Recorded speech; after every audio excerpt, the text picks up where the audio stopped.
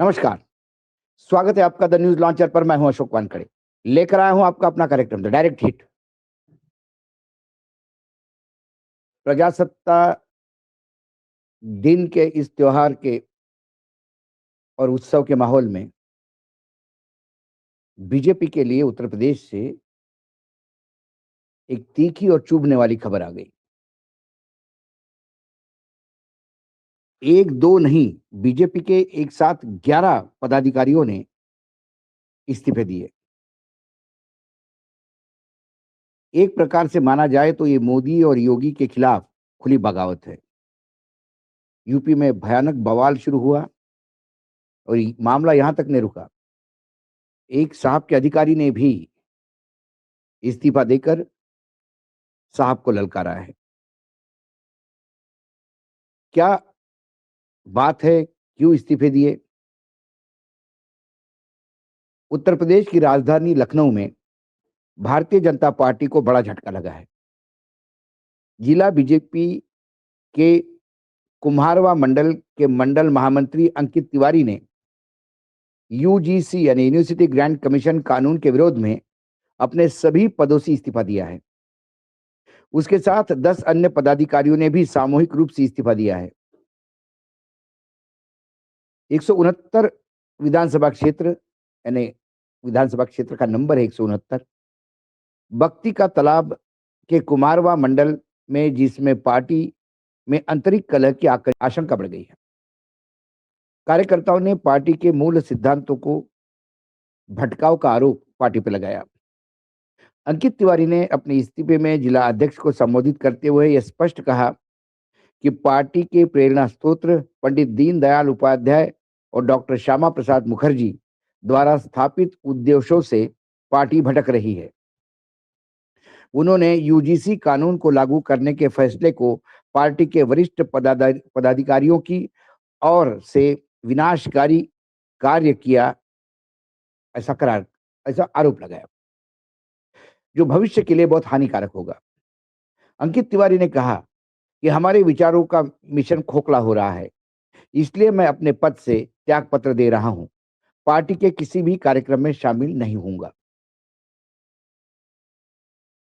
आलोक सिंह के साथ मंडल उपाध्यक्ष, आलोक सिंह जो है मंडल उपाध्यक्ष है, साथ में महावीर सिंह मंडल मंत्री, मोहित मिश्रा शक्ति केंद्र संयोजक, नंद प्रकाश सिंह शक्ति केंद्र संयोजक है, नीरज पांडे शक्ति केंद्र संयोजक, अनूप सिंह युवा मोर्चा मंडल अध्यक्ष, राज विक्रम सिंह युवा मोर्चा मंडल महामंत्री, अभिषेक अवस्थी पूर्व मंडल मंत्री, विवेक सिंह बूथ अध्यक्ष, कमल सिंह पूर्व सेक्टर संयोजक।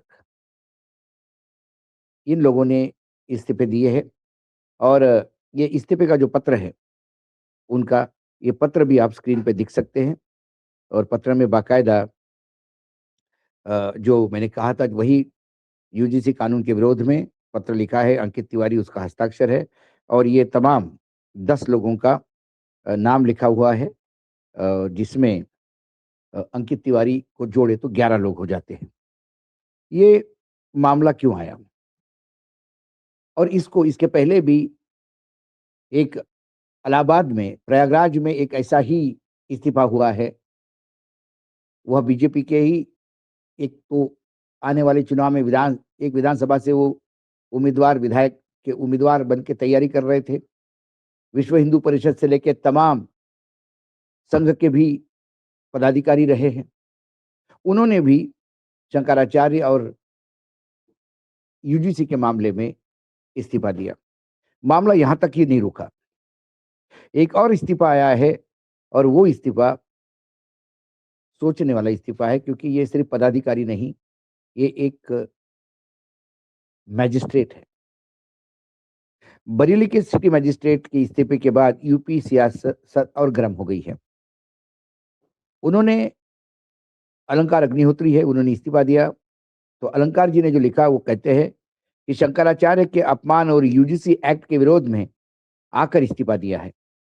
साथ में उन्होंने बीजेपी को ब्राह्मण और संत विरोधी पार्टी करार दिया है। वहीं भय के सवाल पर अलंकार ने कहा कि उन्हें कोई भय नहीं, बर्थ सर्टिफिकेट के साथ ही उनका डेथ सर्टिफिकेट भी साइन हुआ है। यूजीसी एक्ट और शंकराचार्य अभिमुक्तेश्वरानंद के अपमान को लेकर यूपी बरेली के सिटी मजिस्ट्रेट अलंकार अग्निहोत्री ने इस्तीफा दिया। इसके बाद राज्य की सियासत में घमासान मच गया। अलंकार ने यूजीसी एक्ट को काला कानून बताया है। उसके साथ ही उन्होंने संतों के अपमान पर गहरी चिंता जताई है। इस दौरान उन्होंने बीजेपी पर हमला बोल दिया। अलंकार ने बीजेपी को ब्राह्मण और संत विरोधी पार्टी बताया। उन्होंने ये भी कहा कि किसी को शंकराचार्य पर सवाल उठाने का अधिकार नहीं है। उन्होंने कहा कि माघ मेले में संत के साथ अन्याय हुआ, बटुओं की शिखा खींची गई, उन्हें गिराकर पीटा गया। अलंकार ने बीजेपी को विदेशी जनता पार्टी बताया और अलंकार 2019 बैच के पीसीएस अधिकारी हैं। इस सभी घटनाओं से व्यथित होकर उन्होंने लिखित 4 पन्नों का इस्तीफा राज्यपाल को भेजा। शंकराचार्य के अपमान के मुद्दे पर अलंकार अग्निहोत्री ने कहा कि जब प्रशासन वर्ग के लोग ही ब्राह्मणों पर इस तरह का अत्याचार करेंगे तो दूसरे वर्गों को क्या मैसेज देना चाहते हैं? क्या ब्राह्मणों का नरसंहार कर दिया जाएगा? इसके अलावा जो यूजीसी का जो रेगुलेशन आया है, इसमें सामान्य वर्ग वर्ग के बच्चों को अपने को स्वघोषित अपराधी मान लिया। अगर कोई सामान्य वर्ग का बच्चा पढ़ने में अच्छा है, तो उस पर कोई भी फर्जी आरोप लगाकर संस्था समिति शोषण कर सकती है। सरकार क्या चाहती है? सामान्य वर्ग के बच्चे अपनी जीवन समाप्त करें। अलंकार ने कहा कि सरकार ऐसी व्यवस्था करने जा रही है कि समाज जाति-जाति में बँट जाए। कुछ ही समय में एक सिविल वॉर की स्थिति पैदा हो जाएगी। इस दौरान उन्होंने ब्राह्मण वर्ग के एमपी, एमएलए पर भी निशाना साधा। उन्होंने कहा कि हमारे जनप्रतिनिधि जो हमारा सरनेम लेकर घूमते हैं, जो कॉर्पोरेट कर्मचारी की तरह काम कर रहे हैं, उन्होंने चुप्पी साध रखी है, वे सभी आला कमान पर निर्भर है। वहीं जब अलंकार से पूछा गया कि क्या आपको अपने इस कदम से कोई भय नहीं, क्योंकि आप सीधे सरकार और उसके तंत्र के सवाल पर सवाल उठा रहे हैं। इस पर अलंकार ने कहा कि बर्थ सर्टिफिकेट के साथ ही मेरा डेथ सर्टिफिकेट भी साइन हो चुका है। मरने का कोई भय नहीं। जब जाना होगा चले जाएँगे। मैं कोई इससे डरने वाला नहीं हूँ। उन्होंने सरकार पर भेदभाव भी लगाया, यानी भेदभाव का आरोप लगाया। साथ ही उन्होंने ये भी कहा कि वो जिन अधिकारियों के साथ काम कर रहे थे, वहाँ ये सारी चीज़ें नहीं देखी। लेकिन उनके बैचमेट्स जो थे, वहाँ भेदभाव की बातें हैं। अलंकार 2019 के पीसीएस अधिकारी है, वे आईआईटी, बीएचयू से बीटेक है। देखिए, ये इसको आप उस ब्राह्मण सम्मेलन से जोड़ के देखिए। उत्तर प्रदेश में कुछ दिन पहले सारे ब्राह्मण विधायकों ने अक्रॉस द पार्टी लाइन एक भोज पर मिले थे और उसी भोज के बाद बवाल हुआ। क्या उत्तर प्रदेश में ठाकुरों की प्रशासन प्रणाली ब्राह्मणों का भी उत्पीड़न कर रही है? क्योंकि उस सम्मेलन से भी, उस मीटिंग से भी, प्रीति भोज वाले उस मीटिंग से भी यही बार-बार चीज़ें आ रही थी कि कहीं न कहीं ब्राह्मणों के साथ दुर्व्यवहार किया जा रहा है। इसके पहले ब्राह्मण समुदाय एक मुश्त कांग्रेस का साथ देता था।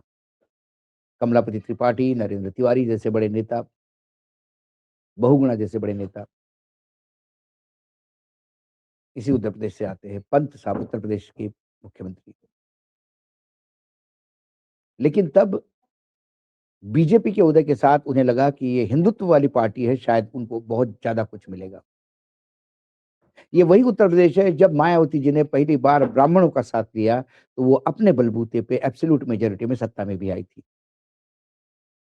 तब ये हाथी नहीं गणेश है, ब्रह्मा विष्णु महेश है के नारे के साथ फिर ब्राह्मणों को लगा कि नहीं भाजपा ही उनका हितैषी है। लेकिन खासकर जब से योगी आदित्यनाथ मुख्यमंत्री बने, तब से कहीं न कहीं ब्राह्मणों को ये लग रहा है कि उनका उत्पीड़न हो रहा है। साथ ही यूजीसी को लेकर पूरे देश के सवर्णों में एक अंडरकरंट तो है। कहीं न कहीं उसका विरोध भी हो रहा है, कहीं न कहीं उसको लेके बात भी हो रही है। दिल्ली के राजनीतिक गलियारों में ये भी बात चल रही है, क्या इसको लेकर सरकार पुनर्विचार करेगी?